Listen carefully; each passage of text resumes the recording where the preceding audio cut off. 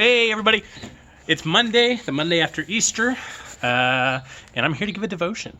And one of my favorite stories from Easter is actually after Easter. So when Jesus rose from the grave and was resurrected, he was alive for about 40 days after that. And during that 40 days, he had interactions with different people, with the disciples, before he ascended back into heaven. And one of my favorite stories from between when he was resurrected and then when he was ascended comes from John chapter 21, and it involves Peter.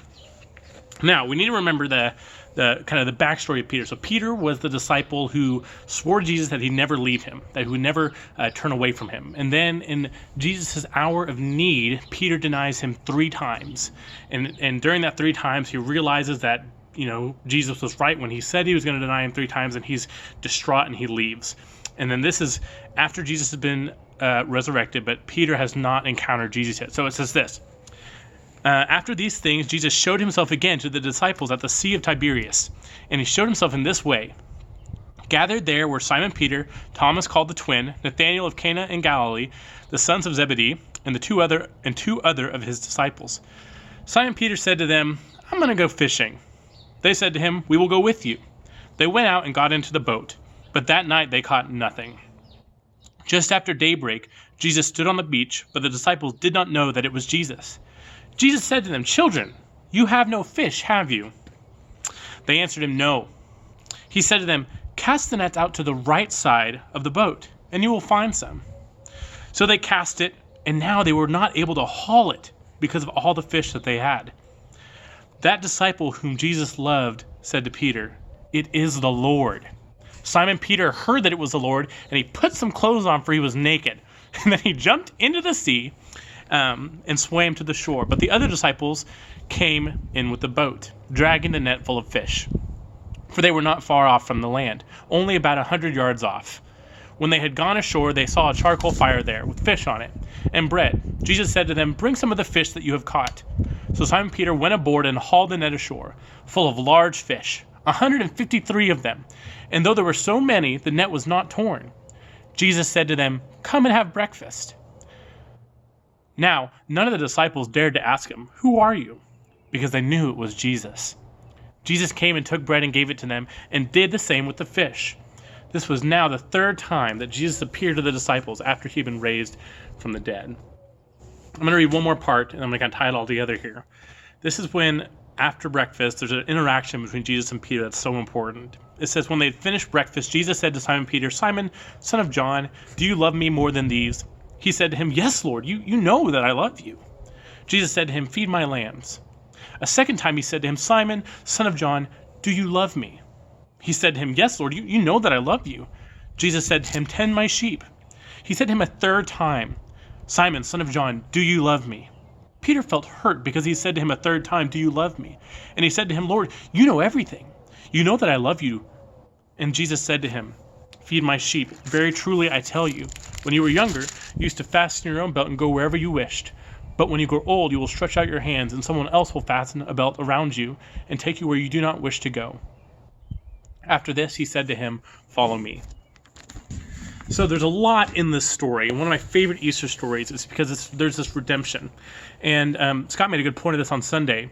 The resurrection of Jesus also means the resurrection of us, our redemption, our coming back to life, and all that means for us. So we look at the resurrection story. We see Jesus risen from the grave. Now, if we look back to before he was crucified, we see Peter, one of the most zealous disciples for Jesus, who boasts about Jesus in every fashion, and sometimes gets himself into trouble because he thinks after he acts. He acts before he thinks. And we see here that Peter is distraught. In Jesus' time of need, Peter abandoned him, and he needed a resurrection. Peter needed to know that there was a resurrected Savior that died for the sins that he had committed.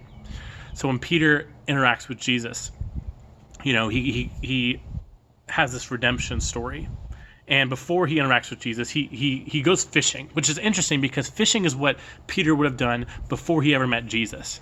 So when Peter denied Jesus and felt like he had been so far gone, instead of continuing to live into the teachings that Jesus had taught him, he decided, I'm too messed up. I'm going to go back to what I did before. So he goes fishing. And in the same fashion in which Jesus called Peter to be a disciple, Peter recognizes Jesus because Jesus tells him again to cast the nets out to the right side of the boat, the same way that he would have when Peter was called to be a disciple. And there's this amazing interaction where Peter jumps off of the boat into the ocean or into the sea to swim to Jesus. And it's funny because I love it when it says he put some clothes on because he was naked. So you imagine Peter with all of his disciple friends, he's naked and he's fishing in a boat. So he swims to the shore. And then he walks with Jesus after this, and they have a conversation. And Jesus asks him 3 times, do you love me?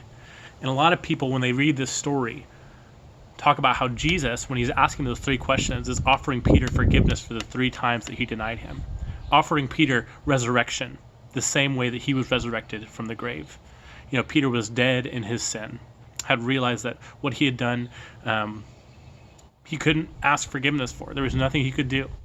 But Jesus offered forgiveness because grace in an empty tomb was enough to cover Peter's sin. So one of the things I call us to remember in this Monday after Easter is not to return to our old ways. That because Easter has happened, because the resurrection has happened, and because the tomb remains empty, you and I are resurrected people. We should live as such. We should go out and we need to proclaim that gospel news to everybody and anybody that will hear it. So that's my devotion today. I don't recommend going outside and fishing with no clothes on. It is quite cold today, so don't be like Peter. You can be like Peter after that. You can be like the Peter that talks with Jesus, but go out and live as an Easter people. Love you guys. See you later.